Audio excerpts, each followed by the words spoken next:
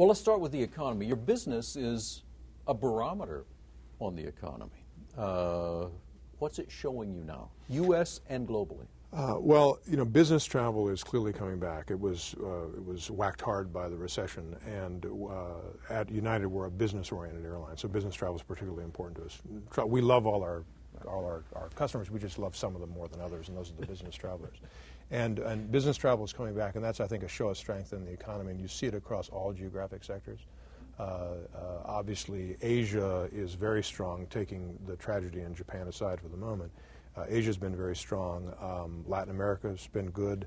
Transatlantic's been strong, despite what you often read in the papers about, Portugal, Ireland, Greece, and Spain. It's still good travel. And the domestic system's been coming back as well. So you can see the economy recovering through the growth of business travel and high load factors. What did the recession teach you? In other words, what lessons came out of it? This was such an unusual event. We've had recessions before, but this one was a little different, and most businesses had a different experience.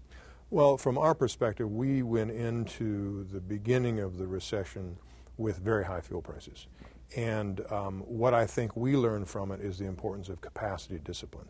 Ours has been an industry where it's very easy to add additional seats, either through increased frequencies, flying the aircraft longer, or actually taking delivery of additional aircraft. And as we've seen the impacts of recession, we were very disciplined in getting our capacity down and out. And as we saw the recovery with high fuel prices, we've been very disciplined at United and across the industry of making sure that we've got the right level of capacity to demand and we're not supplying overcapacity, driving down pricing. An airline, by definition, is more vulnerable to disruptions than many other businesses. So many things can go wrong. The snowstorms this past winter. Volcanoes. Volcanoes. I mean, you can't predict this stuff, right, and it can cost you millions of dollars. What have you learned about preventing disruptions when they can be prevented, but handling them when they happen? Well, a lot of things you can't prevent. I mean, external factors, whether it's fuel or the terrible tragedy that's occurred in Japan. What you can do is respond thoughtfully but rapidly. We are, in many ways, professional crisis managers in the airline business, and we're very good at it. We remain calm. We have great data systems to help us make good decisions. But one thing we are very good at is making decisions and moving swiftly, because you can have all kinds of theoretical discussions, but the person at the gate says, do we push back or not? And you have to be able to answer that question. It's a very, it's a business of operations and blocking and tackling every day. So I think what we learn is we've got excellent internal communications. We know what we're doing. We know how to handle a crisis. We know how to make decisions, and we know how to move swiftly in the face of them. You've got to pay a lot of attention to the price of oil. What's your expectation? Well, that's an understatement to say we pay a lot of attention. It's our single highest input cost.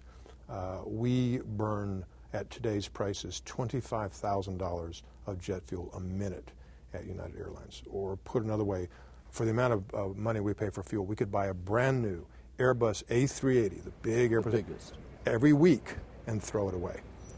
So we pay a lot of attention to fuel, and it has its impact, obviously, through increased fares to try to pass along the cost. That has an adverse effect on demand. Therefore, you've got to match your capacity to your demand. Do you hedge it? We do. We hedge it in a couple of ways. We hedge the short term through traditional hedging, traditional derivative products. But that just lets you muscle through a period of crisis or high prices. Our best hedge is our fleet.